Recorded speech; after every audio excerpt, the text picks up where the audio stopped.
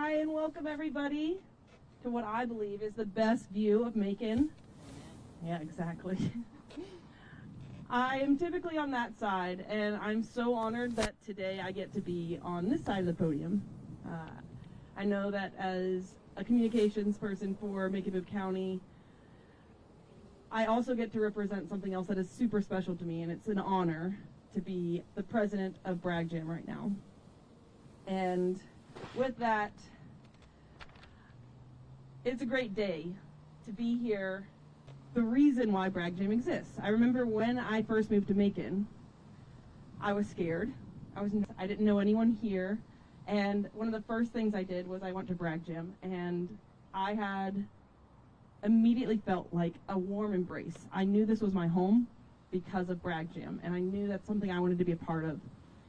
And here we are today. I never got to meet Brax and Tate, but they're a huge part of my life, and it's a huge honor to be here right now. When Jim passed away, I talked to Julie, and we talked a little bit about the name and what a legacy means in a name. And we wanted to make sure, it's sometimes a lot to think that the Bragg Jam name, or the Bragg name, lives through Bragg Jam. And I'm helping carry that torch as much as I possibly can. And another way to help carry that name on and really honor that name is to memorialize them with this bench. And so we talked about different ways to get that memorial out in a place that means something. And Bragg Jam every second Sunday comes out here with this gorgeous view and has a wonderful free concert for the community where everyone can come out here, laugh, enjoy each other, and be part of a community. And so now everyone can come out here on second Sunday, be part of Bragg Jam, carry on that legacy and that name, and see this bench and remind them what the Braggs have meant to the Macon community over and over and over again. I know that Bragg Jam has meant a lot to many people. I know that we have people that have met their spouses, we have people that have Bragg Jam babies. It's something that has lived on despite the sad and tragic loss of Brax and Tate. And it's going to keep living on, and that torch is going to be carried on through the Bragg Jam board and forever and ever. And we're honored to do so, Julie. And I'm also here to say this couldn't have happened without some of those original people that helped Bragg Jam start. So I'm going to introduce the person who got together, and his friends came together after their loss and said, we're going to get together and memorialize them. And they had their own little music session in the best way they possibly could. And it's really about the Macon community and coming together and lifting each other up in those times of hard times. So Russell Walker, if you could come on up.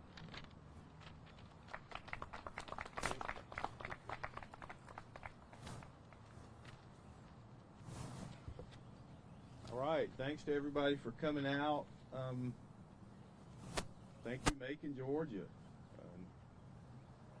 I know the people in control have decided that this is appropriate, and thank you for that, because it is appropriate. I'm honored. You know, I've been asked to talk too many times, and I've gotten too much credit. I'm going to try to not get too emotional. That's been a problem just about every time. And for myself, this is not about me, but I only have my own perspective, so you have to bring me into it. I mean, I'm part of it for me. I'm lucky. I'm really lucky is what I am. Y'all, this is personal for me. I lived on Hill Park Place. You might not know where that is, but it's right at the base of this hill. Little kind of alley street. I lived on Walnut in a house that's now burned down. I lived on Cherry Street. I lived on College Street. 2 or 3 times. And so this is personal to me. I played music on that bandstand. You know, COVID tried to kill Bragg Jam. It tried to kill us all. But the COVID year, we did a live, the Buckleys. I'm in the Buckleys. I'm lucky in that. And we played Brax's songs. And let me tell you, if it weren't for those songs, those songs stand up on their own. And so we're lucky. We're lucky that Rob Evans happened to be at their 3rd rehearsal with some of his recording equipment that is laughable compared to what he's dealing with now, you know, and record the Buckleys rehearsing. And then Brax and Tate left. I'm lucky that I drove Brax from that rehearsal with his equipment in the back of my truck. And then Brax and Tate left for, you know, I want to call it an ill-fated trip, but it was probably a great trip.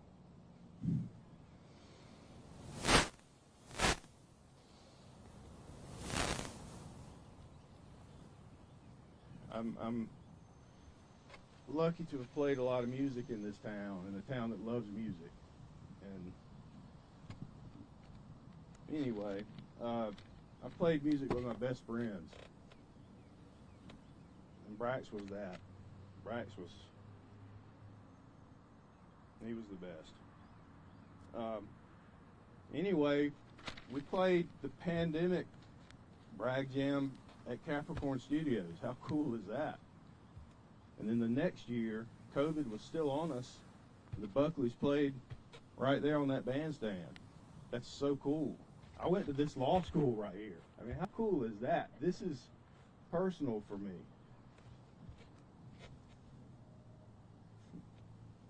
I shouldn't say this, but I spent time in that hospital over there trying to get right.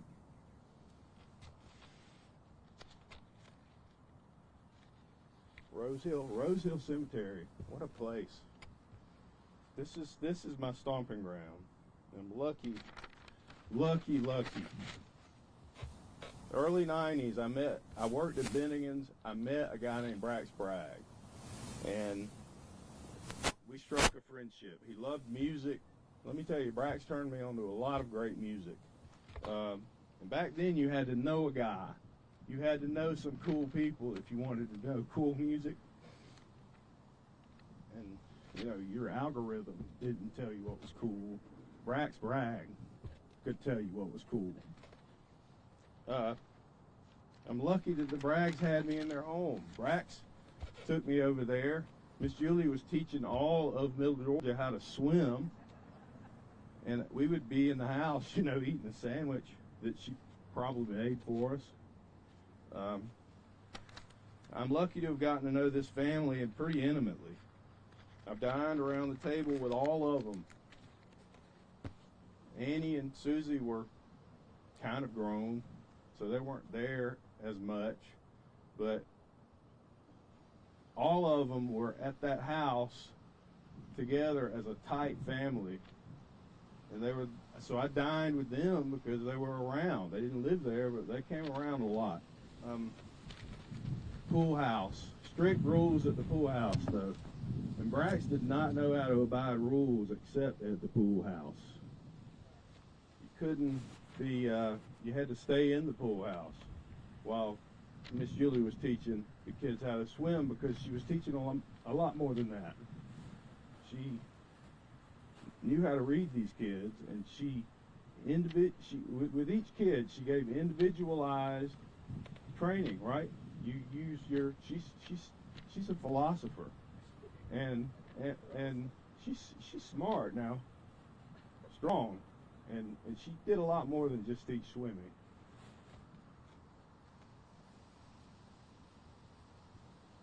I wrote down beauty, intellect, free thinker, you, swim guru, strong, brave.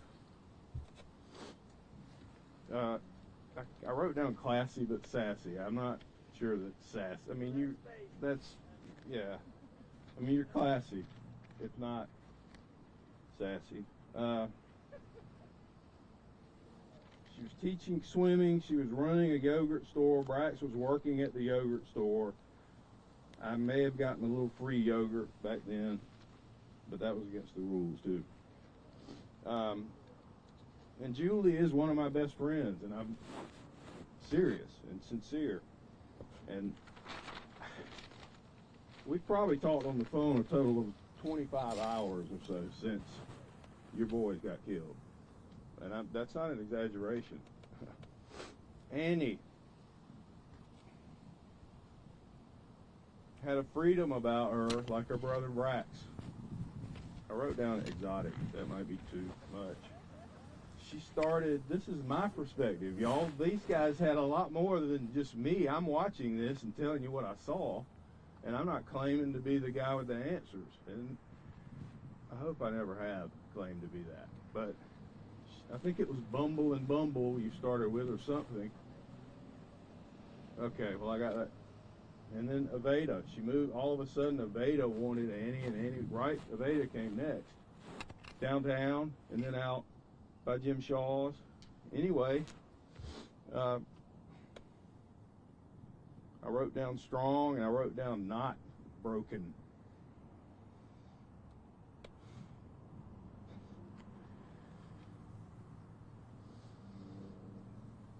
Close, but no cigar. I wrote down she's probably been underestimated a lot. It's been hard to watch Annie and Susie, kind of at times. I think Susie is like her dad, like Jim. She was reserved. When I met her, she was quiet, kind, gentle, mild. These are my observations. But after the brothers died, she changed. She did not fold. She blossomed. She found strength, fortitude. She became more outspoken. She became braver, stronger. So I think maybe she had underestimated herself. She did. She transformed into a leader instead of a follower. And that's cool. So these are strong women in this family. And I was going to say, and I will, you are strong, Susie. So thank you to the Bragg women and the Bragg family. I always thought Bragg Jam would get old for this family. And I'm reminded, this is not in my little script, but Brax wrote in a song, it's funny the pain that the memory of happiness brings. And I thought the Braggs will get tired of the pain. But I think the memory of happiness prevailed over the pain, right? That's what Julie told me. It's what Jim told me. They loved that we kept playing Brax's songs all these years. About Jim, I guess, and about the bench now, I wrote big blue eyes. They might have been hazel or something. I don't know. And a big, kind smile. He was a patriarch, but not in the sense that he was lording over everybody. He was never boastful, that I ever heard. He did not draw attention to himself like his son Brax. He was not your average patriarch. He was still, to me, he was still and quiet. And in that house, the ladies took care of Jim Bragg. So he was the patriarch. And everybody knew he was the boss, but He didn't have to show it or act like it. Well, I thought it too, Miss Julie. I'm sorry. I actually wrote, maybe Miss Julie didn't think he was the boss, so we can agree to disagree. No. He was quiet, he was gentle, and more than anything, in all caps, I wrote he was a family man. I think providing for his family is what brought him joy, or at least that was my view on it, and loving his family. I think he took the loss hardest of all.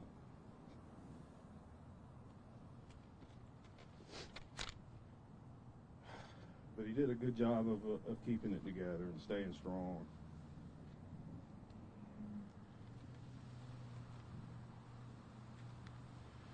So I loved Mr. Jim. Again, I was just lucky. I got to go fishing at Lake Eufaula. We got up at 0 and in the cold and drove, and you know, probably for the first 2 hours I was miserable, but on that lake with Brax, Jim, and Taylor most of the day on a boat, it was just a joy. And now, you know, I appreciate it now a lot more than I did then. I'll talk about Brax. He was a music lover like me. I mentioned that I met him at Bennigan's and immediately recognized there was something brilliant about the guy. And he was semi-insane like me.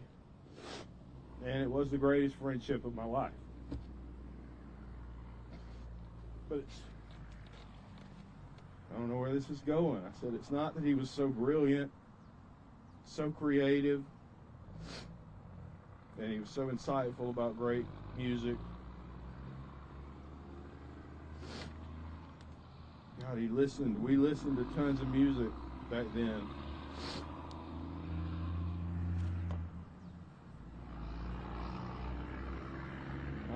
I don't even know what that meant. Let me go back and say the guy was brilliant and creative and remarkable in a lot of ways. Back when you had to know people to know good music and good art and good literature, he was a guy.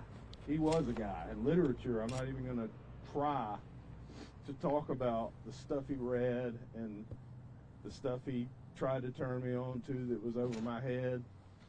The songs. It was not that long before he died that he put the songs down on paper and made them official and taught some friends the songs so they could play with him. And again, Rob Evans, I was there. Tate was there. What a memory. I'm on the couch beside Tate. Rob Evans is right over here. The Buckleys are playing, and Rob is recording it. And then they go off on their trip, and were it not for the great songs that Brax wrote, there would be no Bragg Jam. There would, in my mind, there would be no bench. I mean, he traveled a lot.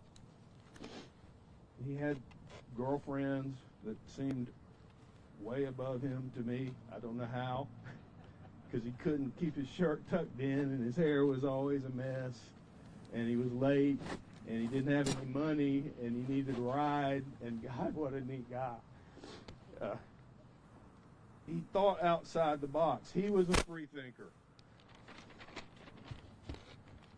He was not going to follow the group. There's a poem called The Club in his book, Bulletproof Bible. It may not be called The Club, but you should read that. He was not going to join the club. And he showed me things. And I've mentioned the books, the music, but he showed me how to be a free thinker. He helped me be a free thinker. And we need more of that. We're going away from that. Other people are telling us how to think. I mean, give me a break. He talked me into skipping a final exam at Mercer University to go to New Orleans to go to Mardi Gras. And I skipped it, and Tom Trimble was it was philosophy. So we somehow, talked ourselves into Tom Trimble's going to like this. And Tom Trimble, he can't be alive anymore, but he was so great. He cussed me out and scared me to death, and he let me take that final exam. And Brax, how he talked me into that, I don't know. I lived in Charleston. I quit a job. I mean, I had a job that was pretty miserable, and Brax had a job house sitting in Charleston and said, come house sit with me. And I did that, and I'm real lucky I did that. Taylor always gets, Taylor Bragg, the baby, he always gets short shrift from me because I don't really exactly know what to say.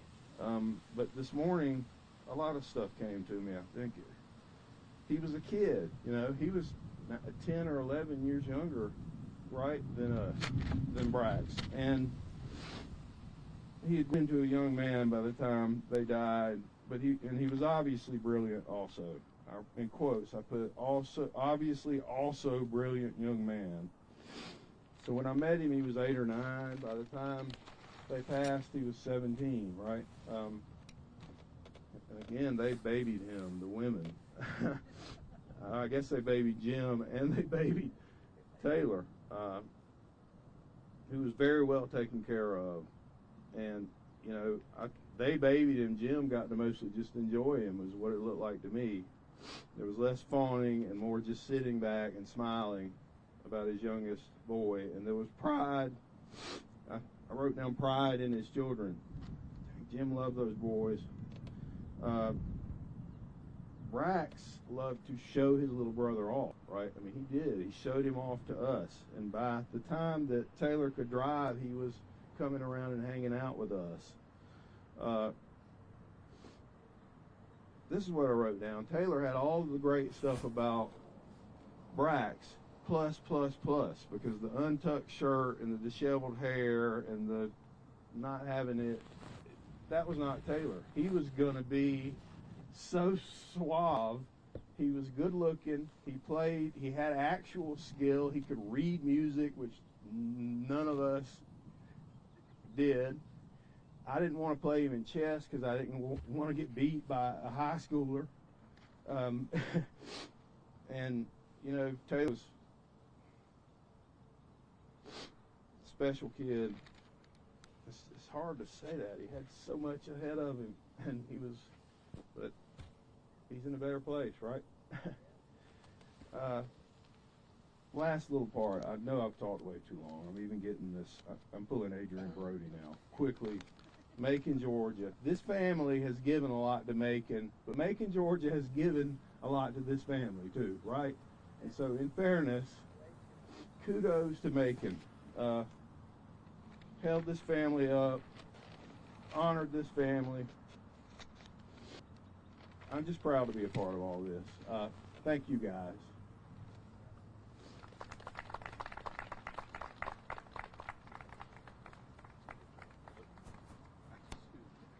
I'm going to give y'all mic forward now. Sorry. Thank you. Thank you, Russell. And before I start, the city has, from the beginning, been a major partner of Bragg Jam, and we have Stanley and Raymond here. And we're going to recognize you before I start making my comments. We're gathered here because of the bench to honor Brax, Tate, and Jim.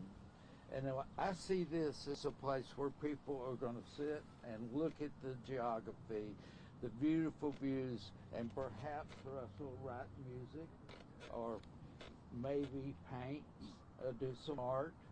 But I think it'll be used, not just an ornament. I'm hoping that it will. When the first time I heard of the Bragg Jam, Jim Harrison walked into my office and he said, I've got this idea. We should honor Bragg, Brax, and Tate by doing a Bragg Jam and bring bands to the whole city. Now, I don't know if you know Jim, but he's a great idea. but not organized. John. Huh? Johnny Harrison. Harrison, yes. John. Yeah. I'm sorry, John Harrison. He would have corrected you. He would have.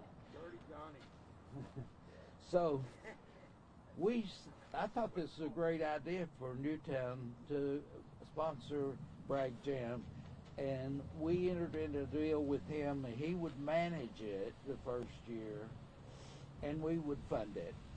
And so that was a disaster. We lost $40,000 that year, and we had to have a special meeting of the board to decide if we wanted to continue this. But the board was unanimous in supporting the idea and the fact that it took into consideration downtown. At first, it was all over town, but downtown was always a big part of it, and now it's all about downtown and Second Sunday.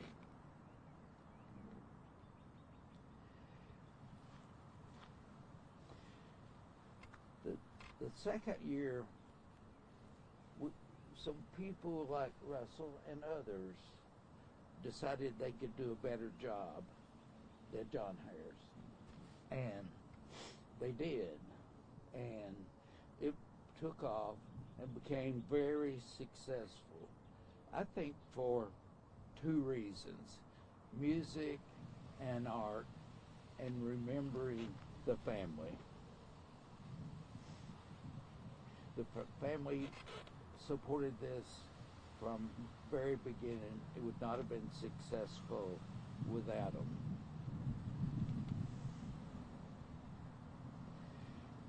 We began to get calls from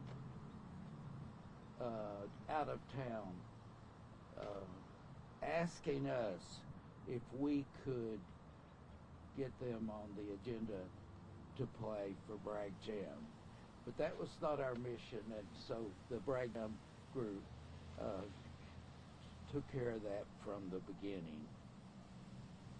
We receive and know of people who've come from Nashville and Savannah and Arlington, Virginia, just to be here for the weekend. So the local businesses are dramatically impacted every year, and also for the second Sunday. So close to my heart is the Okmulgee Heritage Trail, and the Bragg Jam group has supported that over the years, and in fact has donated more than $100,000 to the trail and Amerson Park, and we thank all of you. So we think, look into the future. I think it's simple. People love the music, they love the art, they love the fact that it's downtown, and I think it's going to be successful for a long time. So I appreciate it. And Julie, you have the rest of it.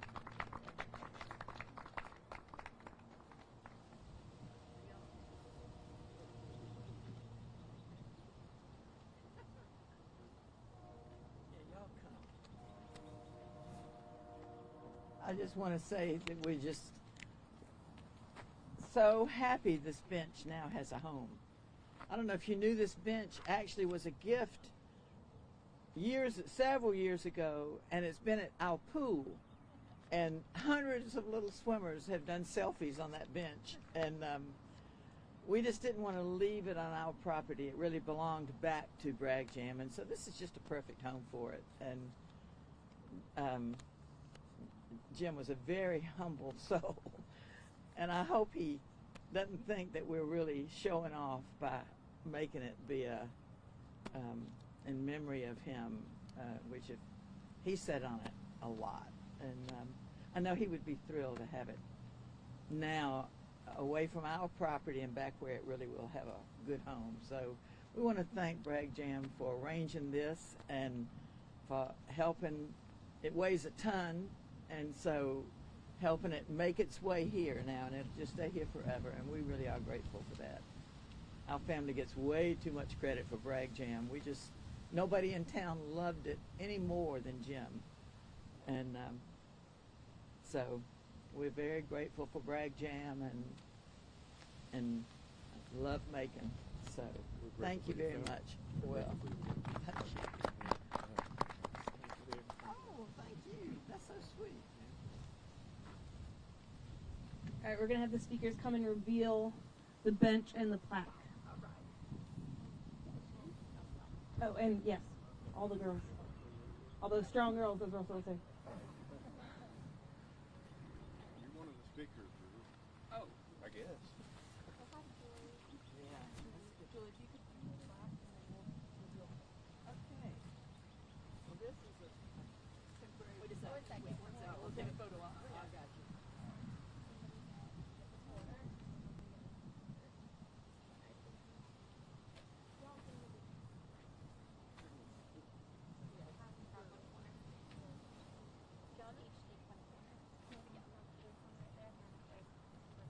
And Taylor is here, our granddaughter. Oh, there you are.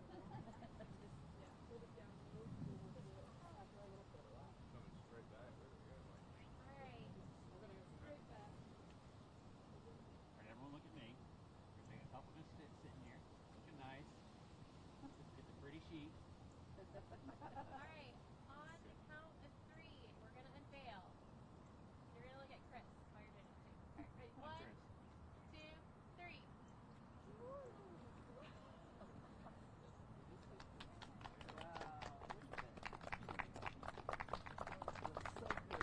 Alright, you get everyone here. We'll take one photo with everyone just standing right behind it. Julie, if you want to get right here in the middle, that'd be great. I'll take those. Yes, absolutely. Thank you. Look at the